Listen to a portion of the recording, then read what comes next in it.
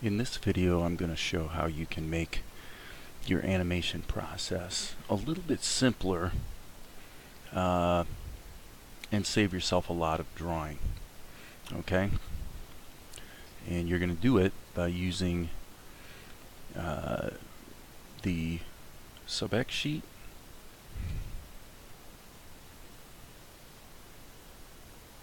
You're going to use sub-X sheets. You're going to use the animate tool. You're going to use the selection tool. And you're also going to use the skeleton tool. And something called IK, which stands for Inverse Kinematics. Okay? Now I'm going to ask you to take it on faith that it'll work, but it will. There is always the possibility. I have seen situations where trying to set up IK in Opentoonz has caused a crash. So I encourage you to save your work often, like I just did. Okay, so I'm first going to draw a character. I'm going to draw this character really quickly just to show you the process of setting it up.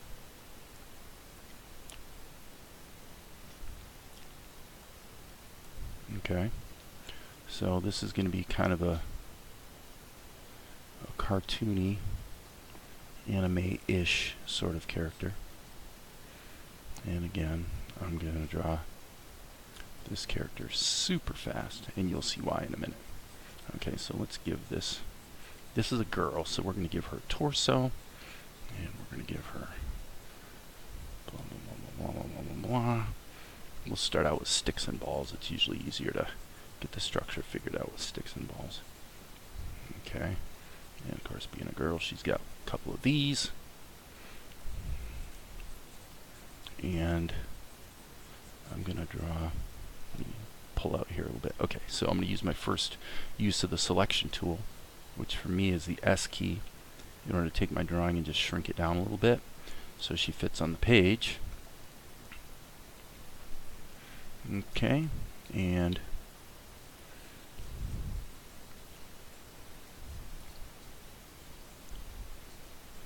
okay, give her some nice anatomy. We want to make sure with a cartoon character that they're kind of anchored in space, so there's a sense of the weight is sort of pulling her gravity down to so it looks like she's standing on the actual ground.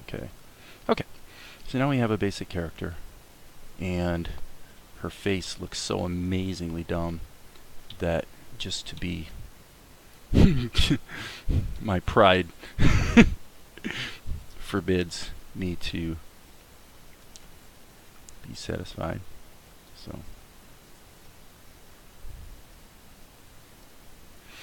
okay, that's at least a little better. Okay, so we have this character. Now the question is, well, what do we do with her if we want to do some complex animation?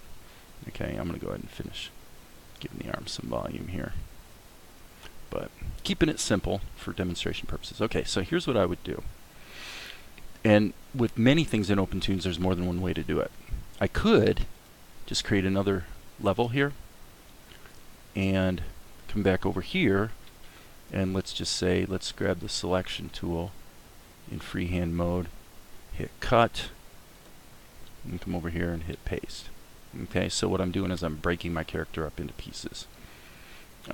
You could do it that way, or you could grab this cell and under cells hit clone and make copies. Okay, so I'm going to go ahead and, I don't know if I can do 2 columns at a time, but let's give that a crack. Okay, that worked. Okay, so I think for our purposes 5 levels will work. Okay, we've already got her head here, so let's just make that invisible, and I'm actually going to take the head and move it down here. Okay, and for simplicity, so you can see what I'm doing, I'm going to take these levels and sort of make certain ones invisible. Okay, now what I'm going to do is get rid of certain parts of the drawing one at a time. Okay, so now that level has just a leg. Okay, this level will not have a leg, not have this leg anyway, will not have this arm. Okay, this level will have, actually let me go back here for a minute. Yes, I'm actually going to get rid of that as well. Okay, here, sorry, what we want is just the torso. Okay, so I'm going to get rid of all this, and sort of the point here is that it's fairly quick and easy to break a character up into individual pieces in Opentoonz. It's kind of dead easy actually. Okay, now if we turn each of these back on, you can see our whole character is there, but now she's split amongst these levels. Now, of course, you could take this even further. For example, her arm could be broken into 2 pieces so that you can bend it at the elbow and that sort of thing. Now, one thing I would suggest at this point is that one by one, you collapse each of these columns into a sub-X sheet like this. Okay, on the header here, you hit collapse. The reason you want to do that, or you might want to do that, is so that the next steps that I'm going to demonstrate, by having each of these pieces of your character, which you could call a puppet, this is basically what we know as puppet animation. If you have them each in a sub-X sheet, then you can go down into this sub-X sheet, and ostensibly you could go through here, ink this level. Okay, and again, we're moving fast here for demonstration purposes, and what I'm going to do is I'm just going to grab another color and kind of go like that and fill it. Okay, and what that does is it allows changes that I make to the pieces of my puppet to propagate up the chain, so that the things I'm going to do next, you could actually do a bunch of animation with the pencil test version of the character, but then by going into the sub-X sheet for each piece of the body, go ahead and do your inking. I mean, really, you could even delete this level once you're done with it, and your overall character remains. Okay, so now I'm going to go ahead and delete this because I already did the work. Okay, so here I have a character and she's already broken up into several pieces. Okay, and what I did was I arranged those pieces in such a way that they're basically in order from most control to least control, meaning if I were to hit the animate tool and do a rotation with this piece, we would want her whole body to move. Now again, in terms of detail and completeness, ideally she would also bend at the ankle and the knee. So this is a simplified example to show you how it works. But now we have all the pieces of our puppet in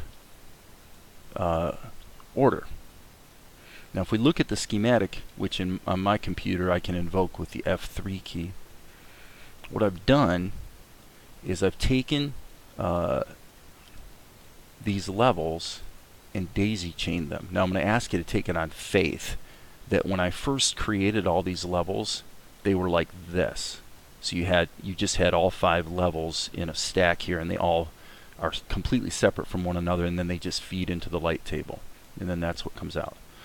So this is her right leg, this is her hip and left leg, this is her torso, and one of these is her head and one of these is her arm. Okay, so now we know that the character is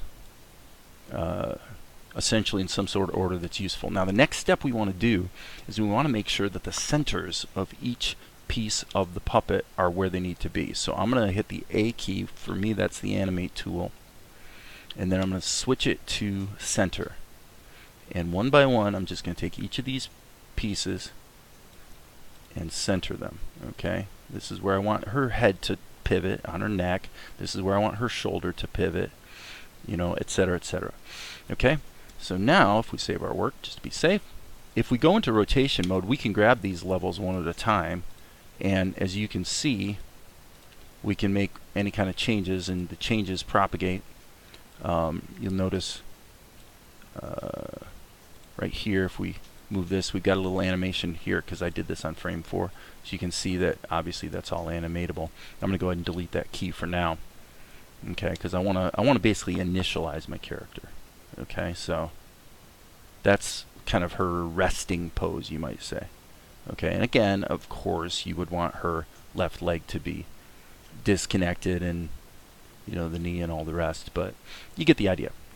Okay, so now here's where it gets kind of interesting. You could go ahead and do a bunch of animation using forward kinematics, or what you could do is use the skeleton tool, which is right here, and that allows you to use what's called inverse kinematics. And the idea of inverse kinematics is that, for example, I could grab her arm, and as you can see, her whole body is going to respond accordingly. So if she is a ballerina, we could have her moving this way, right? Okay, and now we say, well, I want a little more control over her left arm. So I'm going to hit the A key and go back to the animate tool and go ahead and tweak it like this. Okay, so the inverse kinematics and the animate tool operate concurrently, no problem. Now I'm thinking that when she's down in this position, her head would turn up. And again, let's save our work, and now you'll see how the changes again can propagate. I'm going to hit the, for me it's control down arrow, but what I'm doing is I'm going down into the sub X sheet. That would be open sub X sheet on your menu here. So I'm pretty sure my hotkeys are different from the defaults. Okay, now that I'm in here, and again I'm saving my work really frequently just to be safe. Alright, and I'm going to go ahead and ink this. Alright, and then once, I'm not going to ink the whole character because I just don't want to take the time. I want to make this a fairly efficient video. But this will show how you can use, basically use patches to make this puppet animation more useful. So that'll make sense in a minute. Okay, now I'm going to take this, stretch it down here, and I'm going to make this layer invisible because I simply don't need it. Okay, so now I'm going to do the same thing with her torso. Alright, and again, saving really frequently just to be safe. Okay, and what I'm going to do is I'm going to ink this. Don't ask me why I chose red for her body. There's no particular reason. I'm just kind of moving fast here. Alright, I'm not inking in between. Alright, and the reason I'm not inking in between is because I want to use the red color for this and this.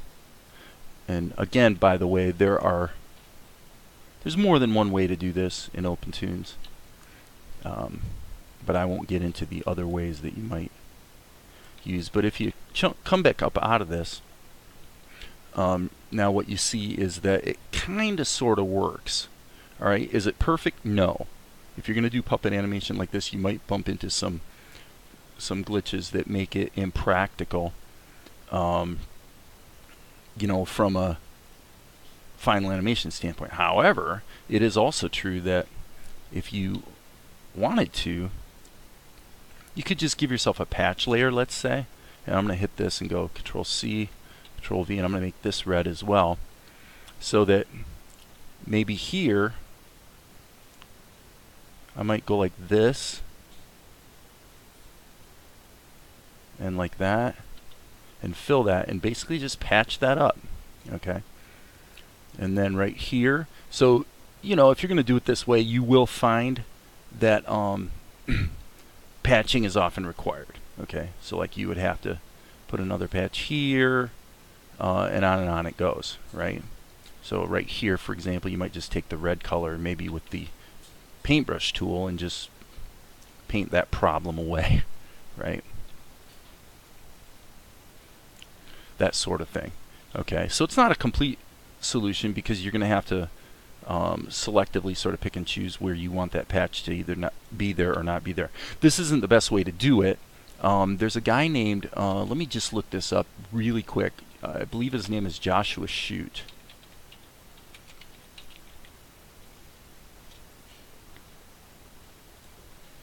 And yes, Joshua Shute. Okay, this guy right here has a YouTube channel with some content related to Opentoonz, and in one of these videos, probably this one, preserving your line and cutout animation, he shows some more sophisticated ways to set up this patching process so that it's more automatic. So there's a little more setup required. But the main point of this video wasn't to deal so much with the patching process as to just show you how you can break a character up and do puppet animation in a fairly efficient way. And it just basically saves you. It does two things for you. One is you don't have to keep redrawing your character literally 1, 2, 3, 4, 5. You don't have to draw the character 12 times in order to do this animation. It's set, by the way, to animate on 2s, so every 2 frames things, the movement is interpolated. But it just allows you to maintain the shape and volume and all the rest of your character. One thing that's not a bad way to work would be to let me go in here and I will just okay, oh yeah, I'm going in the wrong direction. Okay, I'm going to turn this off and this back on. I'm going to do the same thing here.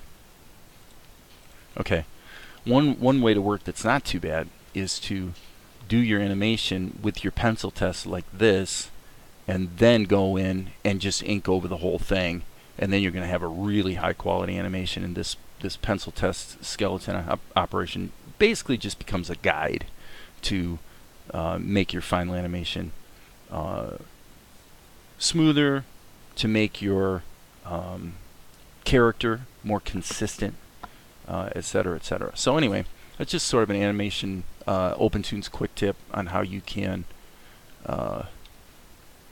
break a character up into pieces very quickly and do puppet animation.